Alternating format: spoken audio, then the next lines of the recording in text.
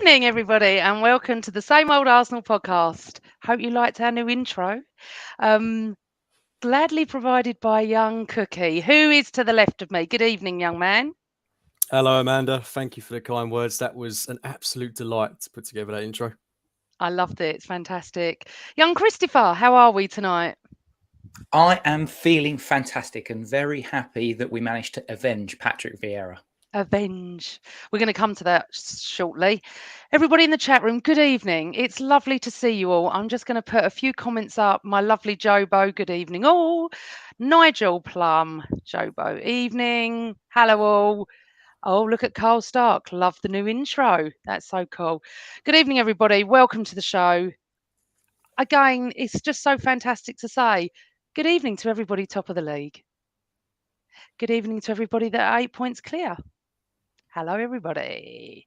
So, on this lovely Monday evening where we're not normally live, but because due to Mother's Day yesterday and me being out with my son post game, we've decided to go live tonight. So, thank you all for joining us. Everybody on audio, we hope to have the audio up later tonight as well, so you can enjoy everything without seeing our faces. Right, boys. So, Christopher, you weren't at the game yesterday, were you? I was not. I was playing the good son card and respecting my mother on Mother's Day by spending all of my time in the kitchen shouting at the TV and the stream that I got on. And she just disappeared off for 2 hours whilst I watched the football. But I gave her a lovely roast beef dinner. So, it's all good. You spoilt your mum. Good. So me and Cookie, we were at the game yesterday, and Cookie, okay, so I'm not sure about you. What did you think of the atmosphere the first hour or so? Was it just me or not? Do you mean in terms of it feeling a little bit subdued? That's what I thought. Yeah, I mean, there were peaks and troughs, weren't there? I think definitely after we scored, it got a bit better. But I think this is where we get into your old friend, the drum, where it maybe plays the drum. where it maybe plays a bit of a part in, I don't want to say it's detrimental to the atmosphere, but it certainly is overriding. I thought it was so loud yesterday that it was almost. Oh my God, are you on my side now? Oh well, look, I can see both sides to it. I love what the Ashburton Army are doing. I think they're really, really good in terms of bringing atmosphere to the stadium. But the drum, yeah, it does kind of obstruct some of the chants when they get going, like particularly the North Bank clock end chant. That seems to get disrupted a little bit by it. But look, I can't slate them because what they are doing is fantastic. Oh, it's brilliant. And I mean, it's just one of those games, I think, where there was that, I don't want to say hangover because, what hangover? But after the feeling of Thursday night, there was that slight bit of deflation. But in the end, I thought the atmosphere was fantastic. As I was leaving the ground, it was fantastic. Just a real party atmosphere at the end of it. So before we got into the ground, Chris, I don't know if Cookie saw this, but I saw the Ashburton Army. I saw all the flares. I was at the top of the stairs at the Armory. I don't know how you wouldn't, to the left of the Armory at the top. And I watched it all come under and up the stairs singing. And I love them. I don't like the drum, but I think what they're doing is absolutely fantastic. They were singing coming up the stairs. The atmosphere was incredible. It was like a party outside. However, why I mentioned it is I felt it was a little bit subdued. Me and the guy, next to me, who sits next to me, we both said it felt like Boxing Day. You know, that quietness. I mean, we're not quiet, but it just felt quieter than normal. Did you notice that on the TV, Chris, or not? It's a bit more difficult to notice it on the TV. I mean, I thought the atmosphere was still there, but I think what we need to do is we need to almost calibrate what we've heard this season with what's happening now and what's happened in previous seasons. So compared to 3 seasons ago, it is still very, very loud. They still get behind the team. We're still chanting, we're still singing. The atmosphere is still really, really good. I think what I'm putting this down to is we're on the home straight now, guys. We are literally 10 games away. I'm even getting goose pimples just talking about it right now. Like literally, if you could see, if this was high definition enough, you would see I'm getting a little bit excited in my own skin right now. And I think what's happening is when you get to the game, when you're watching it on TV, I'm watching the game. And until that first goal goes in, I spent the whole time with my arms folded in front of the TV, just swearing or shouting at every random instance. So I think this is just what we've all got to suck it up, because this is just going to be 10 games of nervousness and worry. Hopefully we get more games like that game yesterday, and we can get a few goals up in matches like Leeds in 2 weeks' time. But I think it's purely because we're now at that, as a famous old Scotsman once said, the squeaky bum time. Yeah, it's interesting. I tweeted this morning about, oh my God, it's so real. It's 10 games. It's squeaky bum time. So many people had a go at me that don't watch this podcast, because I always go on at YouTube, just one game at a time. Let's not worry about the next. I don't know who we're playing. I actually only know we're playing Leeds because when I walked out the ground yesterday, he said the next time you're back is April the 1st against Leeds, because obviously I know it's the Interdole next weekend. And I remember thinking, they're telling me off, and I'm the one that says, no, we just play game by game. But I do believe, and we're going to talk about this, but let's go back to a little bit of Thursday night against Sporting. Realistically, we didn't actually lose. We drew both games. Martinelli missed a penalty and we're out. I felt sorry for Martinelli, but I had a feeling it wasn't going to affect him yesterday, James. I had a feeling, I don't think we had any European hangover whatsoever. I don't think it affected anyone at all, to be honest. Like I said earlier, hangover, what hangover? The players were as professional as they possibly could have been, and Martinelli in particular, you wouldn't think he'd played 120 minutes and missed a penalty, because he was fantastic. Like his whole game was brilliant. The goal was brilliant, but his work rate, his effort, and I'm pretty sure he played the entire game as well, or most of it. So, what a performance from him! What a professional! And I could say that for everyone else on the team. But I think the way we approached this game, I don't know if you felt it as well, but it just felt so different. And it wasn't that obviously, there was some changes in the team, but that team we put out on Thursday was very strong. And despite going back to our strongest 11 on Sunday, just the mentality shift in the way we played, the way we dominated from the opening minute almost, even though, we weren't having chance after chance after chance, but our play was just so much more intricate. I felt on Thursday we couldn't string two passes together. It was just really sloppy. It really wasn't an Arsenal performance, whereas Sunday was completely different and it was so positive. And I am frustrated to be out of the Europa League, because I remember when we did a podcast way earlier on in the season, and I would have bitten your hand off for top 4 and the Europa League. Like, that for me would have been a good season. And I was kind of viewing the Europa League as insurance if we don't win the league, because I would still love, I would love a league and Europa double. But looking at the fixtures that we've got coming up and some of the tough games we've got, I think if you were to throw a Europa League tie into the mix in front of some of them, especially as we'd have gotten Juventus in the next round as well, like, it would have pushed his team to breaking point, I think, especially with the recent injuries that we've got. So I think we do have to look at it as a blessing in disguise. But yeah, it's never nice to go out of a competition, but certainly wins like yesterday make it a lot more palatable. I just felt very sorry for Martinelli on Thursday night.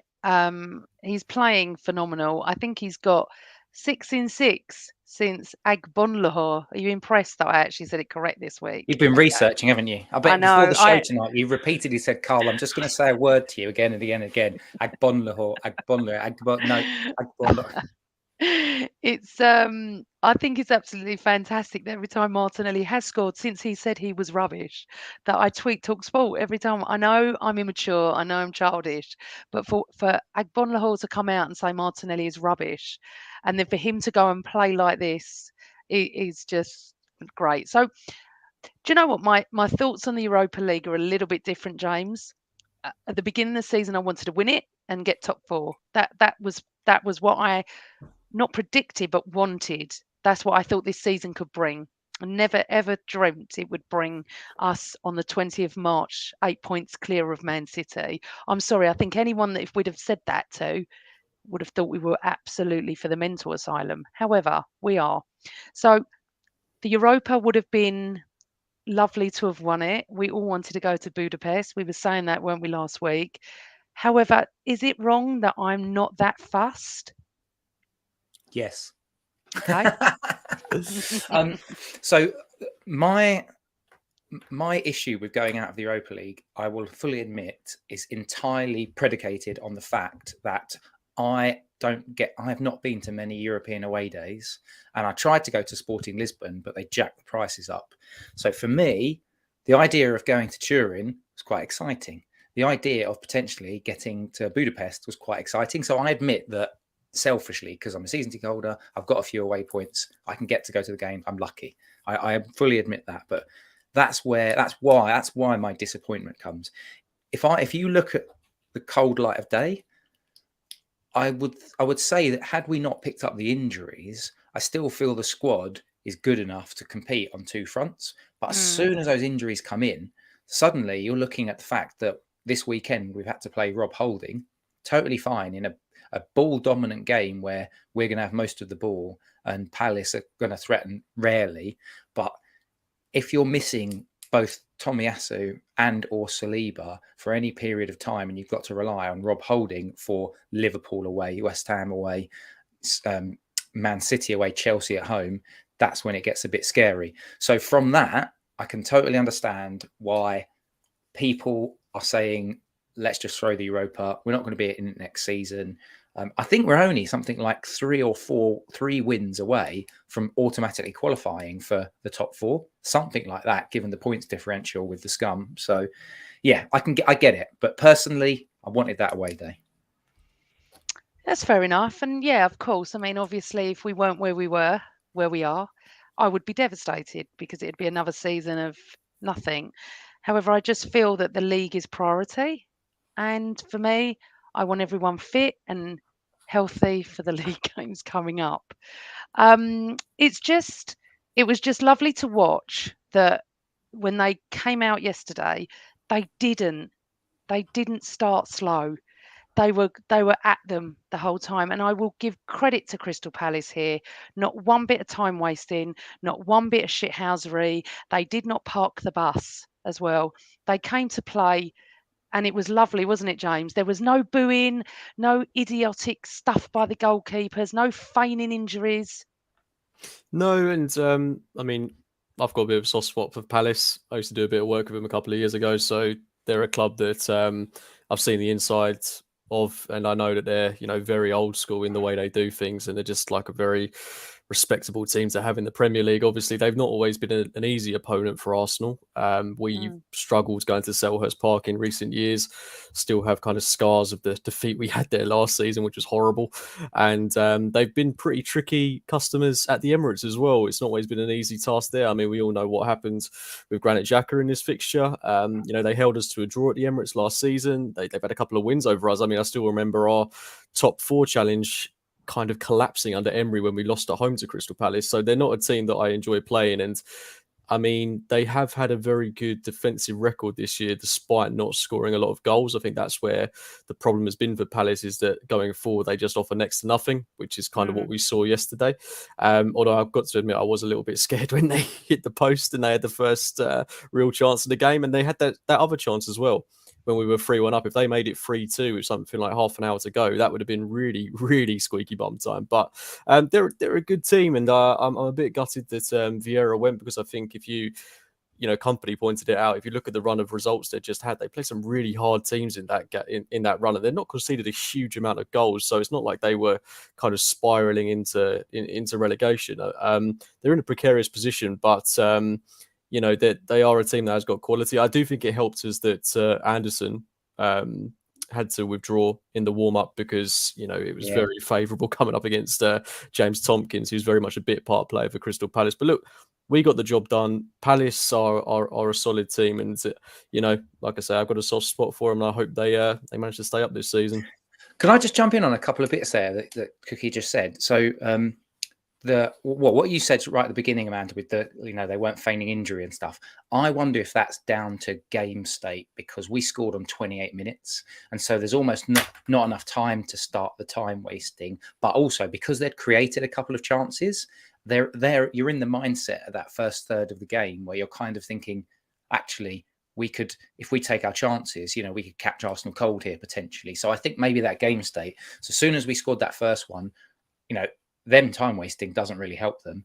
And then when we get the second one, Bukayo Saka on 43 minutes, it's almost like, well, there's definitely no point in time wasting now. So I think game state happens. If it goes to 60 odd minutes with it 0-0, you're probably going to get quite a bit of that. And you just need to accept it now. With the best up until this point, with the best team in the league and you're going away to the best team in the league, if you can nick a point, then you've done really, really well. But I think what Cookie, what you just said about Anderson, I think that's a really important point. Because if you remember, I've not watched a lot of Palace, but I remember that first game in the season, his long ball distribution is one of their assets.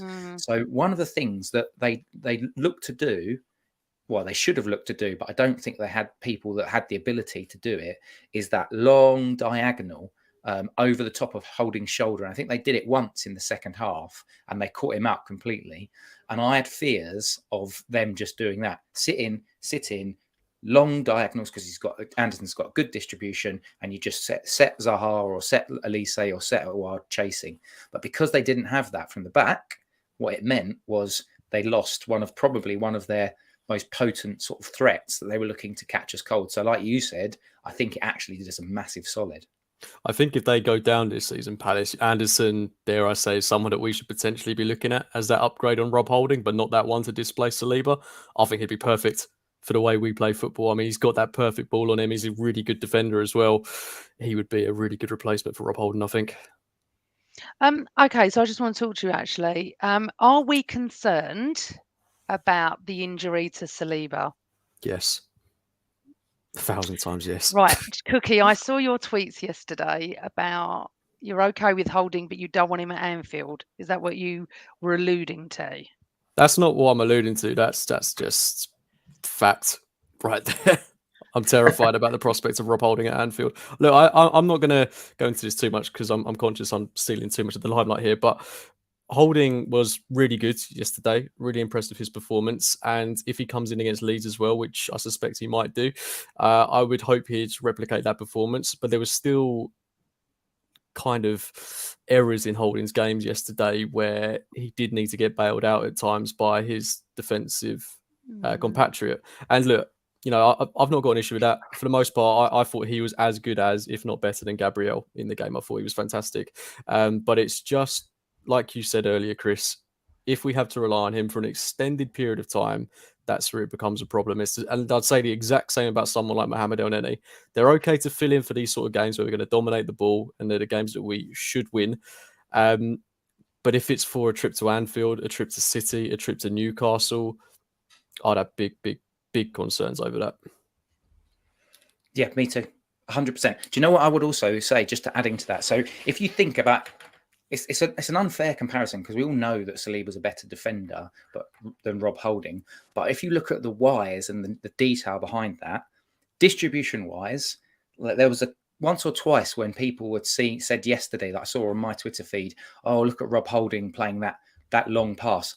I swear to God, I think I've been moaning about Rob Holding's long ball distribution for about 5 years, 6 years. He's not great at it. But he managed to complete 1 or 2 passes yesterday. Fine. Tick. Well done. You've done it. You've done well. So Saliba's distribution, I think we can all agree, is infinitely better, both on the deck and in the air. But what Saliba also does, which is it's kind of scary, but it's also a brilliant tactic. When he's got the ball, he draws players really close to him, and then he's got the ability to turn and maneuver his body to get past players. And actually, that takes, if you draw defenders towards you or draw attackers towards you, and then you release the ball, you've basically opened up space. Rob Holding doesn't do that because he's not as good with the ball at his feet and he's not as confident. So immediately, you don't have to press Rob Holding because he's not gonna distribute the ball very well. So that's another sort of issue that Saliba gives that Glick gives us. And then there's the other stuff. In a foot race, Saliba's going to win. Rob Holding is a perfectly serviceable, deep block. Edge of the box. Nodding balls away. If you give me Rob Holding when an opposition team has got a corner, I've got no problem. If you give me Rob Holding when a defender or deep lying midfielder is looking up and looking to play a ball over his shoulder, and we're playing a high line, I've got a problem. I don't think we're going to go to Anfield and camp on the edge of our box like we did in that League Cup game when Xhaka got sent off and we basically just said, let's just sit in. That's the sort of game where Rob Holding's absolutely fine. Sit in, compact, edge of the box, happy days. We won't do that at Anfield. And we've not done that all season, really. So that's why we can't have Holding anything beyond Leeds. And so, yeah, worried if it's longer term. My hope is that 2 weeks and Saliba can be back. I may be wrong, but I don't fear him going to Anfield as much as you two do. And I think the reason being is, sorry, I just got to put my computer on charge. The reason being is I thought we actually did all right yesterday. I did all thought right. his distribution was okay. There was one challenge that was a little bit rash, yeah. But remember, he hasn't played for a very long time for a full match. So maybe in a few matches' time, he might be better in the less of the rashness. I don't think he did too bad, but I know what you're saying. It's Crystal Palace, and obviously Liverpool and City might be different prospects. However, he didn't concern me as much as maybe others were concerned by him. But what I will say is, thank God we've got him, because now Tomiyasu's injured. What are we going to do? Touch wood, and I'm touching wood. If Ben White gets injured, Chris, who's coming in for Ben White? I mean, Saliba has played as a right back, but you don't really, and Arteta won't want to disturb that. I guess he could move Saliba into right back and play Holding in there, but again, we've got the same problems.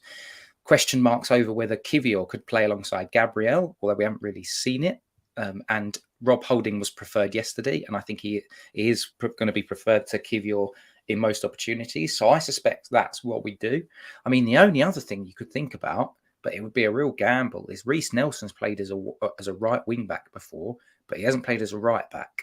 So if that happens, then we're going to have some questions certainly to answer. However, what I would say is that we are only really playing once a week now. So you'd hope that fatigue is going to, and therefore fatigue-based muscular injuries are going to be less of an issue. So that's my kind of fingers crossed.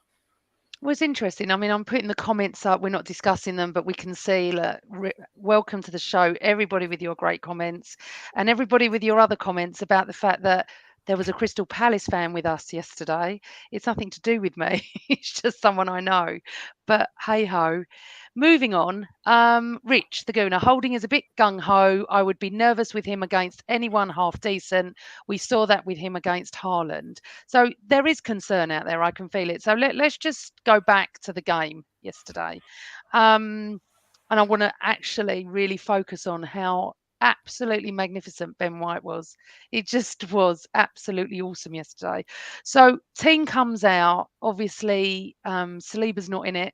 Holding plays, Cooks, you're at the ground. What was everyone's feeling about Rob Holding? Were they concerned like you or not really discussed? The guy next to me was pretty calm about it, to be honest. He was kind of reiterating what we said earlier, that for these sort of games that we shouldn't be too worried about it. But it's just for me, I'm getting nervous about practically every game at the minute, if Holding was starting or not. It's just we've seen so many upsets in the league this season, and we've had some really tricky games at home. I mean, that Bournemouth game, I mean, we did so well to win that in the end, but you're kind of hoping this could just be a really nice routine win, which it was in the end. But until you get that first goal, like you said earlier, Chris, you kind of sat there biting your nails, arms crossed, just begging the ball to go in the back of the net. So yeah, I mean, I don't think there were too many nerves around me, but it's just as the game trickles on, you just want the ball to hit the back of the net. And thankfully, I was going to say we didn't have to wait too long, but it felt like an absolute eternity for that first goal. Well, it was cancelled out, wasn't it, by VAR? The Martinelli one. Yeah. No. Hold on. No. What? Wasn't there a goal? No, they did a VAR check on the Bukayo Saka one. But of course, in the stadium, you guys wouldn't have known this. But when you see the VAR, he's about a yard onside. So it was a bit of a weird one to even be looking at it. Well, I think it's worth talking about VAR because they checked practically every single goal yesterday, including the Palace one. Anyway. I mean, it was so hard to get excited by some of those goals because you're just kind of thinking, okay, you see the ref go over to the players, and at that point, they're saying, "Hang on, guys, like don't get too carried away just yet. This is going to VAR." And as soon as you see the ref walking towards those players, you kind of know, right? Okay, don't celebrate too much. And it's there where VAR is. I could see why people don't want it because it really is just killing those moments of pure passion. I think I was thinking about Sporting. Didn't Martinelli score and it was cancelled? Unless I'm going mental, have we not had a goal chalked off to VAR in the last couple of games? I can't remember. Martinelli's at Fulham. Martinelli away to Fulham. It must be me. Was Martinelli? I really thought the first goal yesterday was chalked off. However, must be thinking of another game. Yeah, I don't know. I didn't. My prediction yesterday was 3-1. I wasn't that concerned, as we know that we've got to win these games. These are the games we've got to win because we've just got to get where we need to be now, which is what we did do, and I'm very, very happy. Obviously, we all are. The first goal, Chris. By the way, did you able to watch the whole game? Did you see it all? Yep. The first goal was just, I mean, 6 in 6 for our boy. I don't know how many they've all scored. I know there's stats flying around everywhere. I think Saka and Martinelli are on the same amount. I don't know. But whatever. The best thing about this is the goals are being spread around everywhere. Even Xhaka got in on it again. So, Chris, talk us through the first goal while I put some comments up. Yeah, well, I mean, it's a really interesting one because once again, Bukayo Saka absolutely fantastic. You said earlier, James, about kind of when we talked about the rotation, 3 key players from Thursday night rotated: Ødegaard, Partey, and Saka looked absolutely on it. He was roasting. I think it was Mitchell's there, left back. He was roasting him all day. He was getting in behind with the help of Ben White, like Ben White overlapping. We were getting in behind time and time again. And so on that right hand side, Saka picking out Martinelli with a really, really good ball. But what I loved is his turn of like his shift of body weight and pace. So he picks the ball up and you just naturally think as a right footer, he's going to push it out to his right and then have a shot. But he kind of just drops a shoulder, takes one touch to move it onto his left foot, and then absolutely rifles in a shot that, if he was a left-footed player, you would have said, yeah, on his stronger foot, because it just looked that good.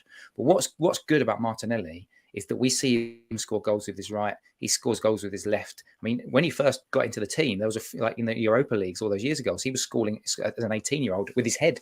He's not too bad with his head. So he's got all the attributes to turn into a complete footballer, a complete attacking footballer, and he's on his way. I mean, as a team, he's having a great season. We've got 13 goal and assist contributions. Martinelli he's got 15 this season, 13 goals, 2 assists. We've got Bukayo Saka on 12 goals and 10 assists. This is back to your point, Amanda, about spreading it around. Ødegaard, 16 goals and assists. Wow. Gabriel Jesus has spent a third of the season now, 10 goals and assists. So, and even Granit Xhaka, 9 goals and assists. And Leandro Trossard with his 6th assist in 2 months that he's been here. Sorry, can you go back to Xhaka again? How many goals has he got?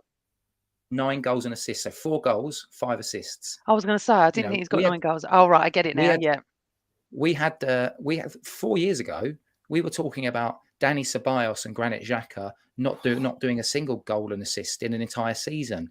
And now every single player in the front sort of 5 or 6 is chipping in. It's amazing. So it's interesting. Welcome to the show, Barnaby Jones. You are my favourite Man United fan. Do you know that? Although I've got friends that support United. You always come onto our show and it's so lovely to have you. And look at that comment. Xhaka is so good. It's bizarre that 2 years ago, not one person would have been writing that. Yet he's pivotal to everything, isn't he? Just absolutely pivotal to us.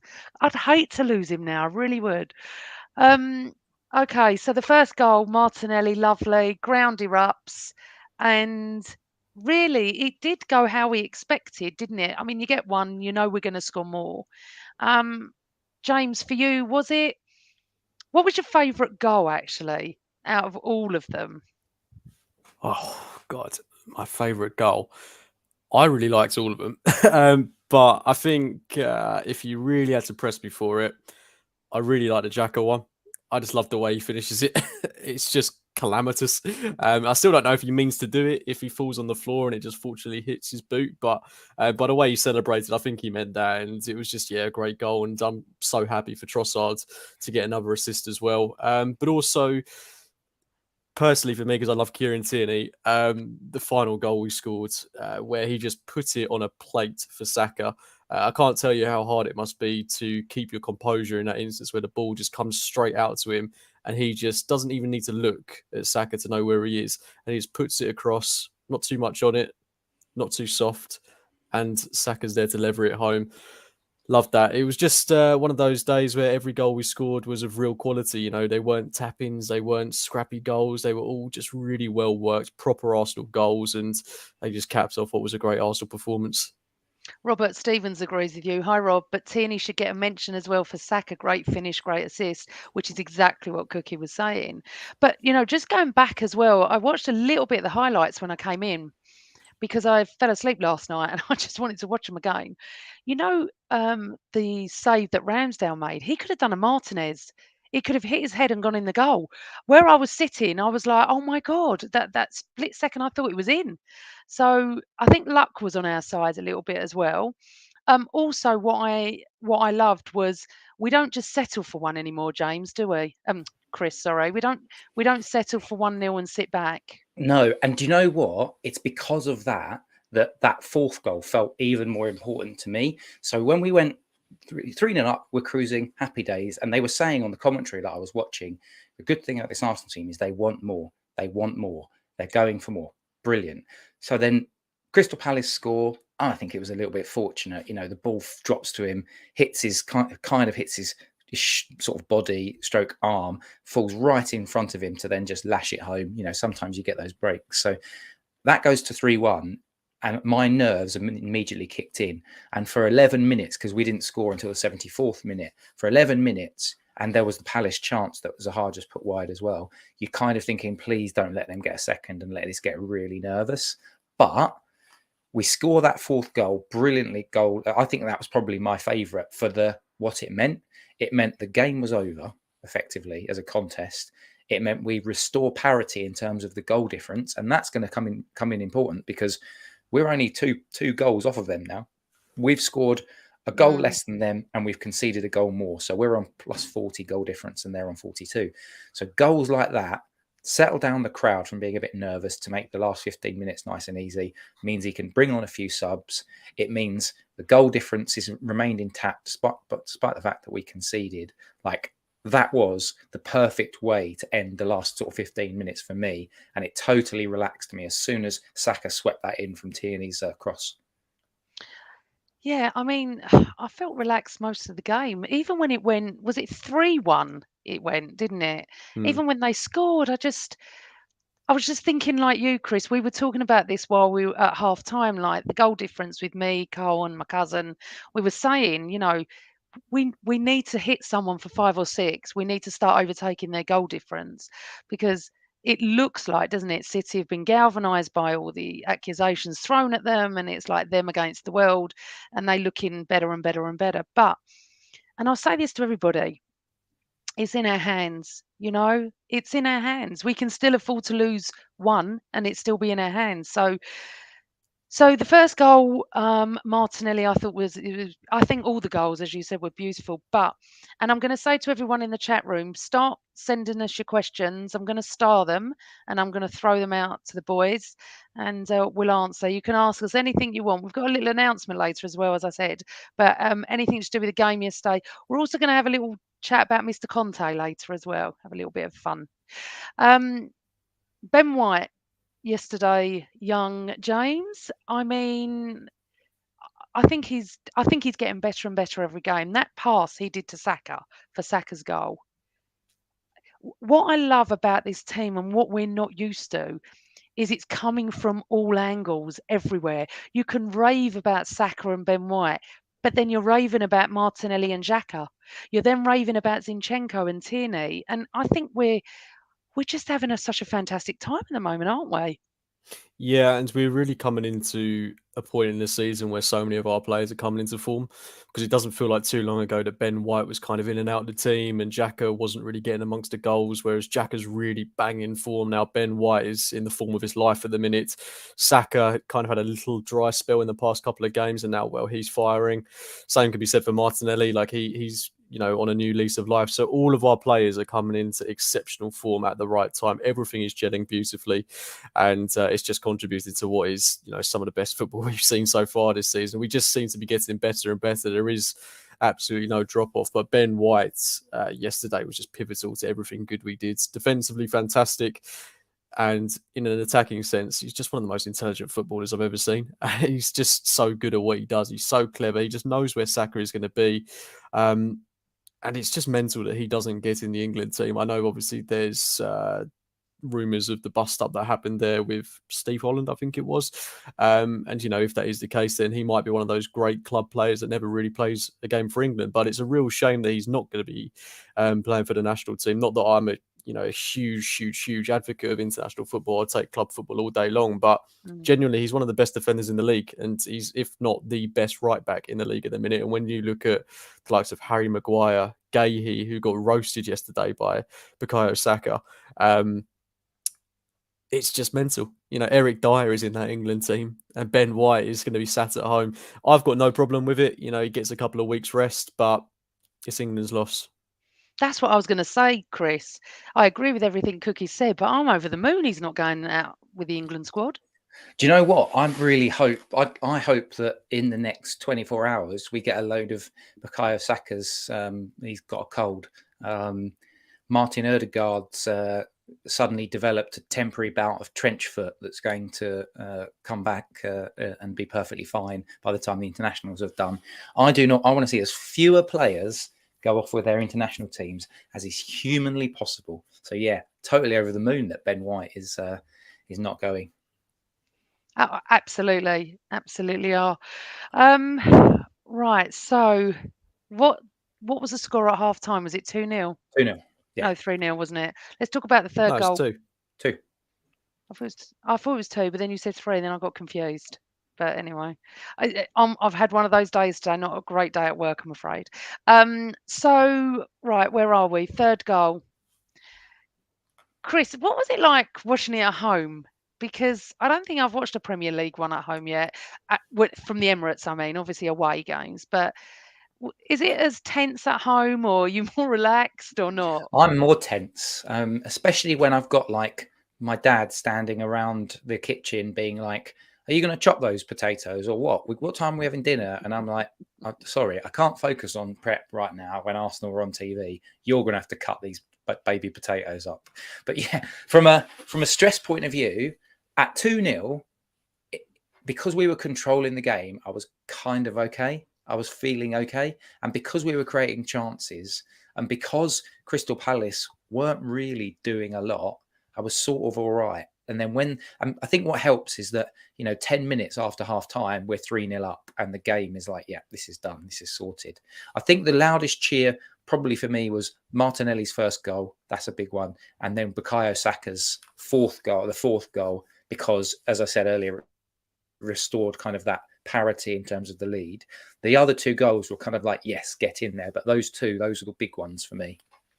It's lovely when Xhaka does his goal and he goes like that, because that's to his daughter. And I just think that is so sweet. She was in the box yesterday. So generally overall, I mean, obviously 3-1. I mean, I haven't really seen who's to blame really for their goal. Cooks, you got any thoughts on it? I think Ben White misjudges the flight of the ball, and that's probably about it. And then it's just kind of chaos in the box. It just seems to be, there's no point looking at individuals really, because it seems to be a collective thing from set pieces. Don't know why it's becoming such an issue of recent times. We just seem to be conceding from, practically a corner a game at the moment.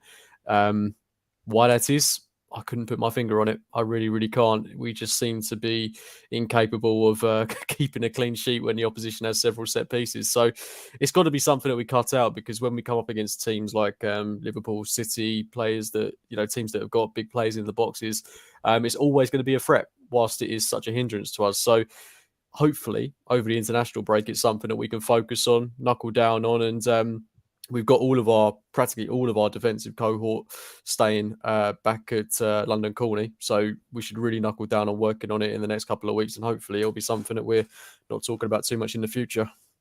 Have you noticed Ben White holding the goalkeeper on corners? Mm-hmm. Have you noticed that now? Obviously a new little tactic. It is interesting, and I was listening to Arteta as well, that all he focuses on is energy and discipline, and they're trying to gear him towards saying, will he win the league? He's not interested. He goes, next game. We just focus on the next game. I mean, I just love everything about Arteta, his management. I love all the fans. I might not like a drum, but I like all the fans. I love all the atmosphere is incredible. It's all building. We do have 10 cup finals to go, don't we, Chris? And I Yeah. think at each one, it's weird now. I'm very positive when I leave games. I'm positive all week. I think me and Jobo were talking about this, and then it gets to the Saturday, and I'm like, I fall into pieces.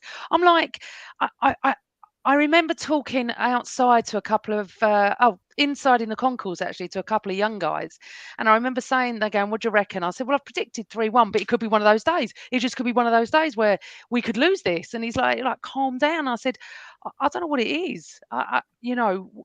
We are playing so well, and every week that fear goes, but then it comes back again with an absolute roaring train, Chris.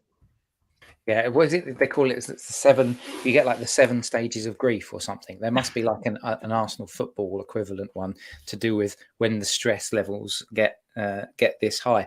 Do you know what? I'm exactly the same. So I'll talk you just very quickly through my previous 7 days. So, from the Fulham game. So we beat Fulham, and I'm properly rocking after that, because I Yeah. immediately, unlike you, what I do is I project forward. So I think there was a question which we can probably come to later on. We do the questions bit, in which I'm already looking at, right, well, we've got Crystal Palace next weekend, and then we've got Leeds Can 2 I weeks just say, after this that. is Joe, who's look what she's saying. My nerves have taken over. I'm so stressed.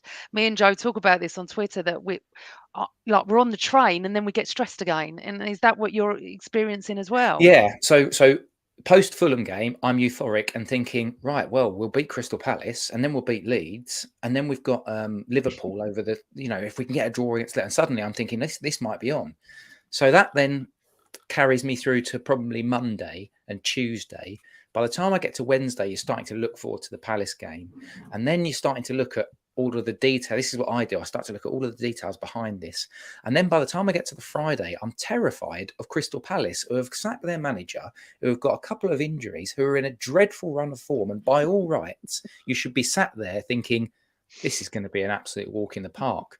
But we've been scarred as Arsenal fans far too many times. Heck, even the last home game that we had before that, we were almost scarred because Bournemouth, who were on a terrible run and bottom of the league, decided to have the audacity to score against us within the first 7 seconds. So we've had this. We bear the scars. We've got the battle. We've been battle hard. You'd like to think we've been battle hardened, but it hasn't. It's just made us more nervous. So I'm exactly with you, Amanda. And then I'm thinking now, at the moment, we've got an international break. We've got Leeds week after next. Oh, we beat Leeds.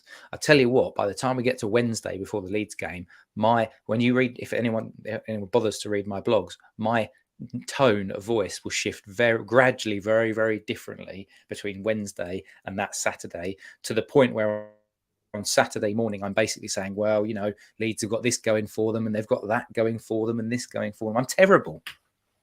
It's look at this, Cooks. It is so true. I celebrate the final whistle, but the next time joining the next game, it was easy when we were rubbish, and I so get what Joe means. If you don't know Joe, you've got to go and follow her on Twitter, Giovanni. Oh, Joe, put your Twitter name up. I can't remember, because it's so true how we feel. We are not used to this. I've seen us win the title, right? So I don't know how many times I've seen us win the title. Maybe 6 times. I've seen us win FA Cups. I've seen us win the League Cup. I saw us win in Copenhagen. I wasn't there, but obviously I was watching that. I've been there, seen it, done it. I went to the Champions League final when we lost and was devastated. Yet this feels on par with possibly what happened at Anfield in '89. I don't know yet. We don't know what's going to happen. I don't think I could take it. It was bad enough when I was nearly 19 behind the goal in Anfield. And I 100% said to my dad, let's leave. He joked about it with me this week. I'm not sure, Cooks, I'll be able to take it at my age now. I'm over 50. The fact that if this goes to the wire, where is it going to go to the wire? Is it going to be Forest away? Is it going to be our last game? I mean, if it goes to the last game, for some reason we drop points, City keep winning, you're going to have a completely full Emirates and thousands outside. That's exactly what's going to happen. I I just don't know. I'm very excited. And I'm loving the fact that we're playing teams that are not City and Liverpool and Newcastle. But it's going to come that we're going to get worse, aren't we? More nervous. Yeah, definitely. And it doesn't help that I think out of the remaining fixtures that we've got, we lost something like 5 of them last season. So best not to think about that. Obviously, we've gotten a lot better in the teams we're coming up against. Some of them have definitely regressed. I mean, going to Anfield's never an easy game. And when you look at, how many they put past United, that kind of puts the fear of hell into you. But when you break it down, they had something like 8 shots in that game, scored 7. If we just play our game, we shouldn't be too worried going into those matches. I mean, Newcastle, we know that's going to be tough. Chelsea at home, that's given how dreadful they've been this season, you'd think that would be a foregone conclusion, but absolutely no way would that be a walk in the park. So yeah, there's a lot to be nervous about this season. Even going to places like Forest away, petrified. Like, I'm really not sure what to expect from these guys. But like you were saying, I would like it to go down to the wire in the event that we win. Can you imagine being 1 point ahead of City on the final day and we beat Wolves at home? The scenes there would be. It would be mental. That's what I'm saying. But there'll be thousands outside. There would be. It would. I can't do it. I just don't think I can cope. Because that's one of the questions that we've had. We might as well do it because we've sort of been doing it. Questions. Karen said, Karen Russell said, how many points do you think we're going to finish on? James, do you want to go or do you want me to go? Oh God, how many points are we going to finish on? I'm going to say 91. Do you want me to read out the fixtures? No, 91. That's what I'm going for. Don't read I don't want to know. What are we on at the moment? 66 or something? 69. That's my birth year. 69. How lucky.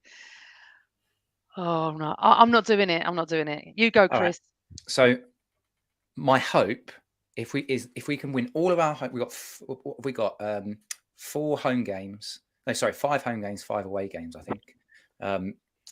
My hope is that we win all 5 of the home games. That's 15 points. My hope then is if we can beat West Ham away, Forest away, get a draw against Newcastle. I think if my maths is right, and we won all of our home ones. Forest, Newcastle, West Ham. I think we can get 91, 92. I'm not sure whether City are going to get that. I feel like I've absolutely jinxed us. So I've just cost us the title. Have you seen City's final game? I'm so triggered as well, Joe. Yeah. I'm so triggered. Stop it, you two. I can't do this with you. Can we just... Right, let's move on. Let's just move on. I've got other questions as well. And also, please, everyone, because I forgot to say this, please like and subscribe. It really means a lot to us. And please leave your comments in the YouTube box as well of what you do enjoy, what you don't enjoy, what you'd like to see more of. We're open to all suggestions. Right, I'm going to just go. What you're going to do how you're going to celebrate us winning the league by 1 point on the final day, which is what James has just said. No, I've got to stop this. Stop. Well, right, enough. Okay, enough. I'm putting my foot down. Simon Lester says White was man of the match yesterday, and his relationship with Saka is now fantastic. Don't really want him being moved because someone mentioned about Saka being moved, maybe. So didn't he play left back? Do you remember that when he played left back? Yeah, he's played everywhere for us, hasn't he? It was just talking about Ben White really this little bit. Sorry, Simon.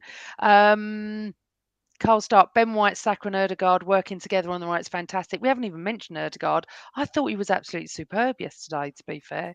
I thought he was absolutely brilliant. Thank you for your questions. Right. David Ziegler. Hi, David.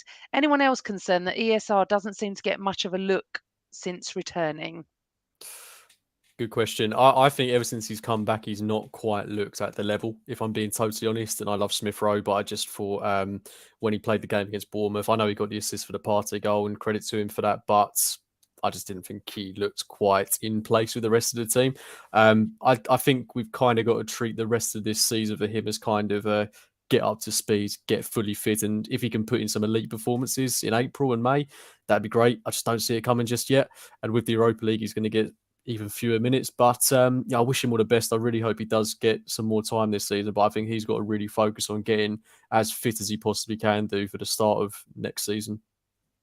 Yeah, I think that he's got a bit of a challenge on his hands, because I think Arteta once or twice has mentioned, again, as Sultan's just said, I think Arteta doesn't think Yeah. he's fit enough. And I think Arteta might even, maybe in privately, starting to lose patience. If you think about what happened with our two fullbacks, our two first team fullbacks from last season, Tierney and Tomiyasu, both injury prone, and Arteta has just been ruthless and said, right, I'm going to get Zinchenko in, and he's now playing, and Ben White, we're adapting you as a right back. I actually wonder if Smith Rowe's time, unless he can find fitness, and Arteta's mentioned he's got to be fit, unless he can find that, I worry that he hasn't got a long-term future. And I really hope that's not the case, because he's technically a brilliant footballer. You know, the way he runs with the ball at his feet, the way he can beat a man, he's got goals in him. You know, we need a fully fit Emile Smith Rowe. As you said, James, I'm not sure we're going to get that this season. So then it's about, can he make an impact with his cameos? Okay, so Robert Stevens, me and a friend of mine were having a conversation about this team, and we believe it's a lot similar to the Arsenal Invincibles with the style and flair and player attributes. What's your opinion, Chris? I've spoken to a few people about this, and they actually liken it more to, maybe it's more the situation, but they liken it more to the George Graham side that he first brought in. You know, Arteta's, he's binned off a load of older players that were stars. He's brought in younger players. That's a mixture of the academy and young players that we've brought in. He's gone for that English core. He's set up an identity, and he's got an absolutely no-nonsense winning attitude instilled in them.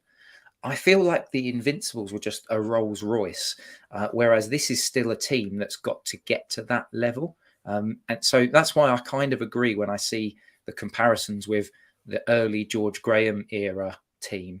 And hopefully they can go on to achieve similar levels of success. Yeah, I agree. It's more George Graham. That's why I mentioned 89. I think just on that quickly though, I think we're just 1 point off the Invincible season, which, when you think about it, is mental. When you look at the two teams side by side, when you look at that Invincibles team that had Vieira, Henry, Pires, Lundberg, Campbell, like a really mature team, and we've got the second youngest team in the league. Like it's not bad going. I'm just looking through questions. We've got so many different.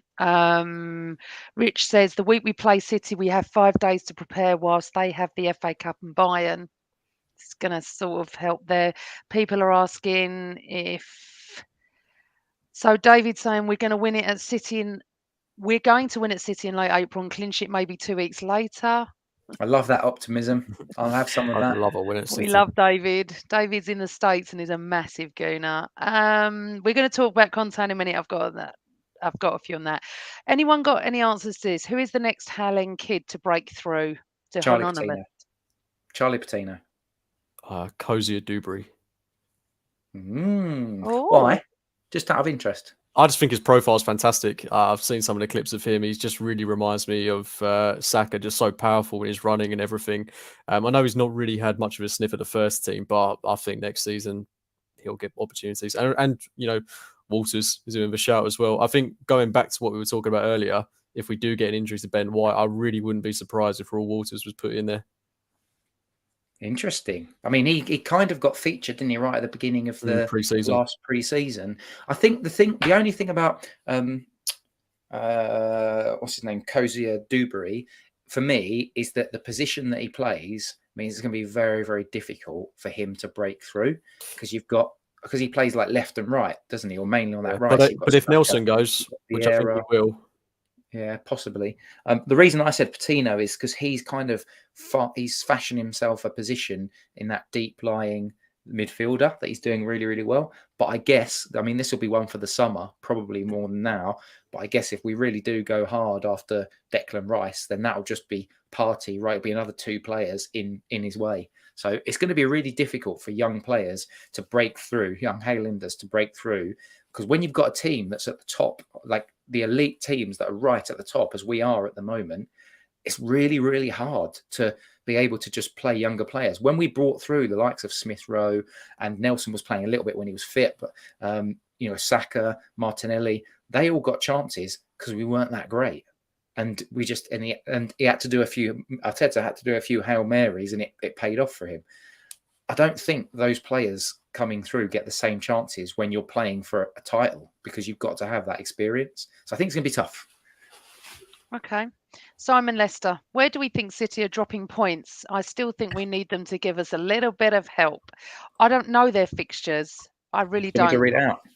Yeah, go on. So their next game is at home to Liverpool. They then play away to Southampton. They'll beat Southampton.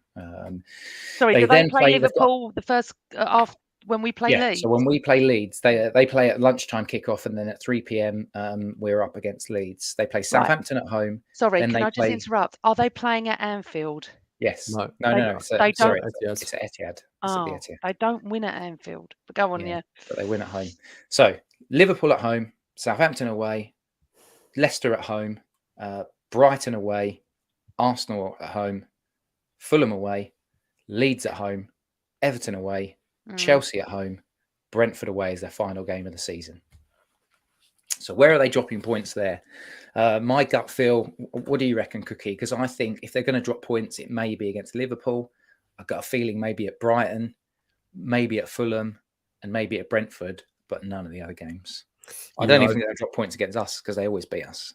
I think Brighton is definitely a tough one. I mean, we were lucky to win that 4-2, but they gave us a really, really tough game that day, and they've given so many teams a tough game. If they, have McAllister and Caicedo and everyone fit, I think that would be a tough ask for City. Fulham, we made it look easy, but obviously they were missing Paulinho. So if he's in the team and Fulham are fully fit, that would be a tough one. Brentford, I really don't think that will be easy, and that's why I'm so excited for the final day potentially, because that is that is not an easy place to go on if the title is on the line. But the home game against us, if we went there and got a result, that'd be fantastic. And if we do go there with Jesus, Partey, the team fully firing, with everyone fit, doesn't matter if it's at the Etihad. I mean, they've got next to no atmosphere there, so I'm pretty confident if everyone's fit, we can do a job. Okay. Interesting question, Barnaby. If United win a cup treble, which manager has had the best season, Ten Hag or Arteta? And he means if we win the league. Okay. So they win the cup treble, Ten Hag for manager of the season, or if Arteta wins the league, Arteta for manager of the season. Go on, Chris. I can see you doing that. Absolutely no chance that it should not be given to Arteta. If you think about where Arsenal were, I saw so many pundits saying we wouldn't even finish in the top 4. But Man United spent an absolute fortune. They did. Sorry, Barnaby. They did spend a fortune. The expectations were United would be up there challenging from neutrals that I saw. They're certainly in there for the top 4. The League Cup, meh. The Europa League, I mean, the FA Cup, meh, sort of, I guess. I still think Man City will probably win that. And then you've got the Europa League. You can't class that as a proper, the top level of competition. So from where Arsenal's expectations were to where they are now in terms of us competing, and for the ultimate prize that we are going for, it is much harder to win the Premier League. And as Avon has said, 100%, it's harder to win the Premier League than the Champions League, because you can have a nice run of, catching teams on a good day in the Champions League. You can't do that in the Premier League. You have to show consistency over 38 games. Yeah, and if you look at United's run to the Carabao Cup final, I mean, the teams they played, all at home as well. The FA Cup, all at home as well. If they win the Europa League, kudos to them. But, I mean, they're in danger of getting dragged into a top 4 battle, to be honest. So I think it'll be really interesting to see how the end of the season plays out. If they win a cup treble, good on them. But we all know that the Premier League is the toughest thing to win. Absolutely. Carl Stark. Question: who makes top 4 this season? You go first, Cooks. So us, City, who's in third? Completely forgotten. United. It's United, isn't it? I do think United will get it. And I'm going to say Newcastle. No, I've gone the same 3, but I've gone Liverpool. I think Liverpool too. Sorry, you cut out then, Chris. What did you say?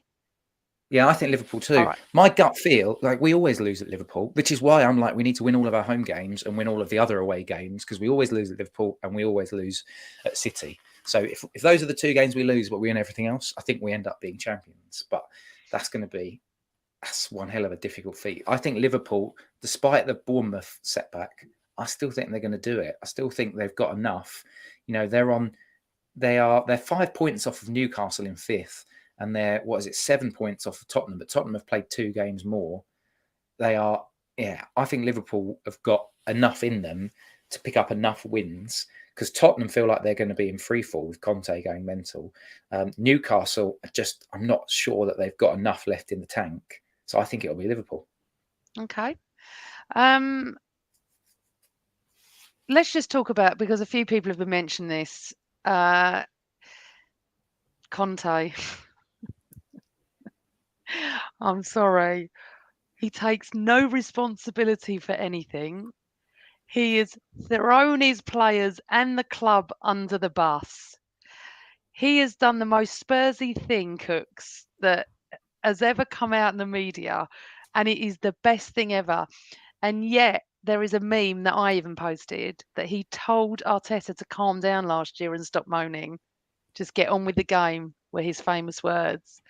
What did you make of this? Because, I mean, Rich the Gooner said that Conte interview was insane, totally mugged his club off, so Spursy. Simon Lesser said, do you remember some of our fans clambering for Conte? Do you remember that? So what did you make of it? Utterly fantastic. Beautiful to see. I mean, I've watched that press conference a couple of times, and obviously you don't want to get too drawn into what Spurs are doing, but it's just never seen anything like it. Like the way he laid into his team.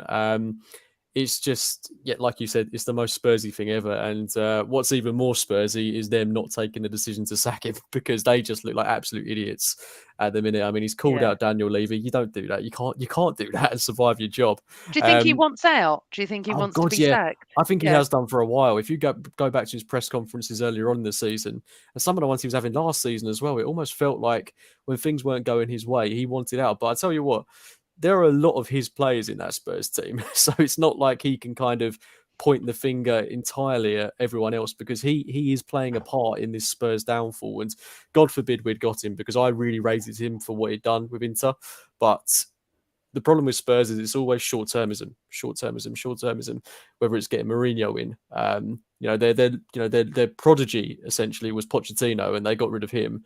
And since then, it's just been up and down, up and down, up and down. And fair enough, they beat us 3-0 last season. They got top 4, but in the grand scheme of things, what has that actually meant when you look at where the clubs are 12 months on from that game? So, yeah, it's fantastic. I think it's true what Phil Macker said. Conte wants to be sacked for his payoff. No one ever resigns anymore. Don't you think, Chris? Do you know what's weird about that, though? His contract's up in the summer. So he's only a few months away from, if he gets sacked now, then they don't really have to pay him that much. They'll have to pay him a few months of his wages. So it's not like he'd be massively expensive, I don't think. I mean, I don't know the inner workings of how their contractual situation works, but I find that a bit weird that, he won't be that expensive. It's not like he's got a 4-year deal and they'll have to pay him up with his 4-year deal to sack him. It just makes you smile, because you know that meme of, I think it's Wario, where it's like, I've won, but at what cost? That is just going through my head again and again and again last season. I've told this story on here before, but I'm going to do it again. I cannot wait until hopefully it happens. But hopefully they won't finish in top 4, because my mate last summer, Tottenham fan, turned up at my house with a big grin and a Spurs shirt on. And when I said, how you doing? He went, I'm all right, mate. Champions League. And literally for the whole afternoon, he went, Champions League, Champions League. I really hope, they all thought they had it. They thought they'd cracked it. And now Tottenham, we won the transfer window. I mean, where are you? It's delicious. It is absolutely superb. And they're in free fall. They really are. It's just fantastic. I don't think we've ever had a manager that does it to us. I mean, what is so incredible is, will you remember the scenes last season when they beat us, Rob Holding has a mare, Son elbows him, Rob Holding goes from he gets sent off, we lose because we've got injuries, we don't hit the top four. They have, as you said, people choose going, what are you doing Tuesday night? Oh, sorry, you're busy, aren't you? Watching Coronation Street. You'll be on Thursday nights. And I'm like, I'm all right with the Europa League. We're not ready for the Champions League. Perfectly happy, thank you very much. So Tottenham fans never really get to me. And going on about their transfer window, winning it and everything, they'll never learn, Chris. I've been brought up with Spurs fans all my life where I live. I've got many Spurs fans in my life. They just never learn. They think they're bigger than they are. They're delusional. We had this chat in the car yesterday. We bought a Palace fan. She had a ticket for the match, and she just didn't get it. And we're all saying the same thing. They're delusional. They think they are a big, big club, but they really aren't. And that has just proved it. I mean, I'd want my manager out. If he did that to my club, I'd want him out. But yet, we've not really seen anything, have we, in the media? Nothing at all. But anyway, I hope he stays. So I just think he's absolutely brilliant. Right, I've kept these two to last. Let's go with David Keith's first. Who would you nominate for Arsenal Player of the Year, and why do you not think we can play KT and Zinchenko on the same pitch? Cookie. Player of the Year, Saka. It's not an easy one, to be honest, because there's so many players in this team that you could pick. I think Ødegaard's a really strong contender, but for me, for the player he is and for the person he is, not that Ødegaard's not a nice person, but for me, it's Saka all day long. I think he's the perfect embodiment of what it means to be an Arsenal player and an Arsenal man. So it's got to be him for me. And on the second part of that, I do think you can play him on the same pitch, but I think that would involve Zinchenko playing in a midfield role and Tierney playing at left back. I don't think you're going to see Zinchenko playing at right back. I know that's something that people have been throwing around and playing around with, but I don't see that happening. Christopher. Well, Saka it's difficult to look beyond him, but for just the purposes of light-hearted debate, it's obviously Martin Ødegaard. I'm always going to say Martin Ødegaard, aren't I? Come on. I mean, the way that he moves, the way that his ability to change his body position, the goals, everything flows through our team. He's the lifeblood of our team, and when he's in the side, I instantly feel better. So for me, it is Martin Ødegaard. You're getting Ødegaard in the chat as well. My boy. It's very tight, Chris. For me, has to be Saka. It's tough. It really is tough, because then I'm looking at Saliba and I'm looking at Thomas Partey and I'm looking at Ben White and I'm just looking. But for me, for continuity, Saka has had 2 quiet games the whole season. Ødegaard's had a couple more maybe. So yeah, for me it has to be Saka. So the last question, and then we'll go into any other business. I'm not going to answer this. I'm just not. I'm not answering it. But people in the chat, you can answer it if you want. Carl Stark, always with the questions he knows I'm not going to answer. Are we going to win the league? I think you want to have a word with that boy when the podcast is finished. That's all I'm going to say. I'm not answering that question. No way. Come back to me after. If we've won every single game and we beat Liverpool, I might start to be thinking, maybe we've got a chance. Joe's not listening. No. And you know what's hilarious is that when you talk to City fans, they straight away go, yeah, you're going to collapse. We're going to win it. We are such a different animal to them. We really are. Although, so look, the United fans says no, Arsenal will finish second by 1 point. I won't be able to cope with that, because then I'll be looking at every single game that VAR have messed us up, or we've missed a chance, or it was a draw and it shouldn't have been.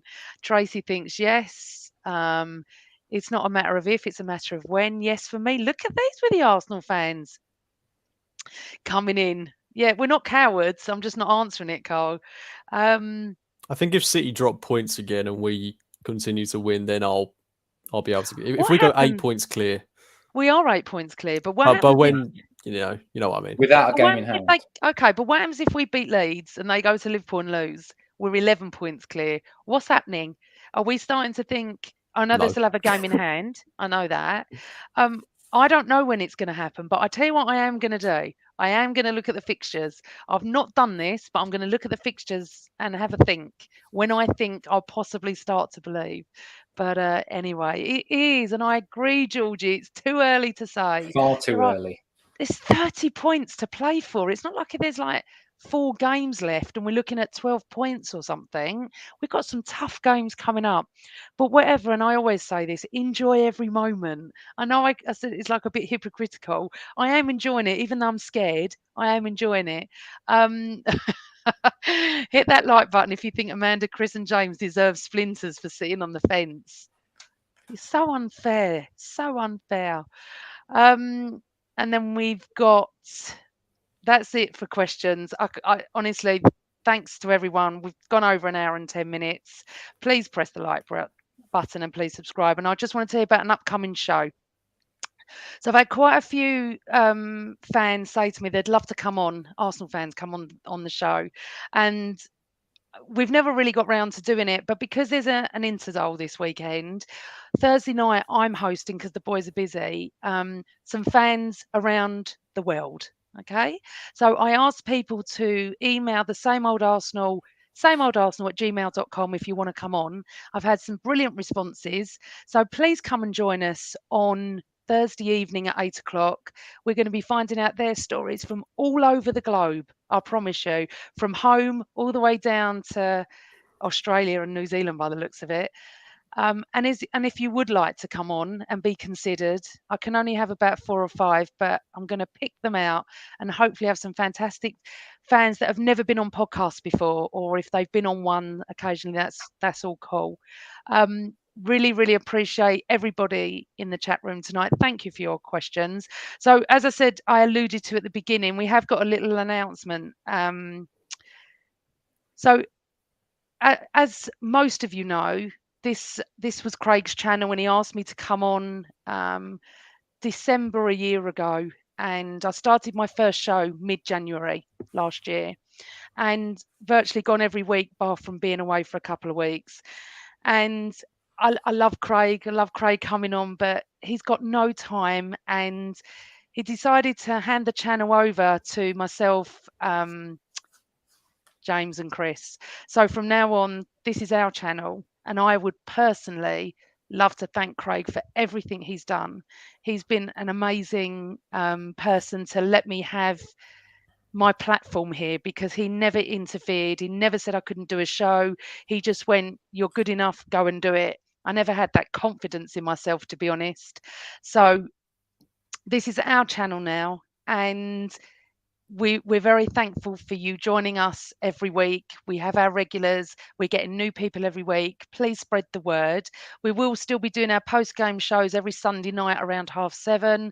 We'll be doing other shows. I will be doing, I do my interviews. The boys will as well. We might be doing some tactical shows, which I won't be involved in, or transfer shows. But this is, we're still going to be called the same old Arsenal. But big thanks to Craig. And as I can see, people love him, and I did, but he just hasn't got the time. So he was a top bloke. Thank you, Amanda, Chris, and James are the same old Arsenal. We are, and we look forward to chatting to you week after week after week.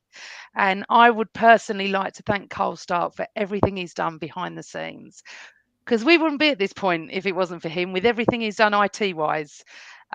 Honestly, hours and hours of work. Please go and follow Facebook as well, because we've really put a lot of content on there. Same old Arsenal on Twitter, same old Arsenal on Instagram as well. There's lots more new content coming. No, Phil, it was never my channel, but thank you very much. Let's just put some comments up. One of the few pods I bother with, always great, always Arsenal. Fiona said, "Well done, guys. Best podcast by Mars." Thank you, Fiona. I love chatting with you on Twitter. Yes, big up, Carl. Steph is my Guna girl that I always have a picture with. Muzzle top. Thank you, my lovely. I have to tell a little thing. I did tell her yesterday, and she hasn't told anyone. Yes, Karen, I'll end it on that. Here's to the future for the same old Arsenal, the best podcast ever. Oh, also, Nigel, sorry, I must end it there. Nigel is our moderator, so anyone that causes any grief, he starts. Great show yet again. Great comments in the chat. See you all again after the international break. Up the Arsenal, always Arsenal. Bye, everyone. I follow you all on social media. That's what we're trying to build here, a community of people that are just happy to talk football. We don't shout and scream at each other. We might not always agree, but that's absolutely fine. However, thanks to everybody. We really, really appreciate it. Boys, have you got anything left that you want to say? Nothing from me. No, just thank you to Craig for handing the channel over. Obviously, lots to look forward to, and yeah, just excited to be part of it. Absolutely. And thanks to all you guys, because we wouldn't have a show if it wasn't for you lot. So thanks for joining us. We'll see you. Please come and join us Thursday night, 8 o'clock. If you want to come and join and participate, please email us, sameoldarsenal@gmail.com. We look forward to having many more shows with you. It's 10 cup finals to go, people. 10 more to go. This is us saying good night before the Interdale. I'll be back Thursday night. We'll see you all soon. Bye.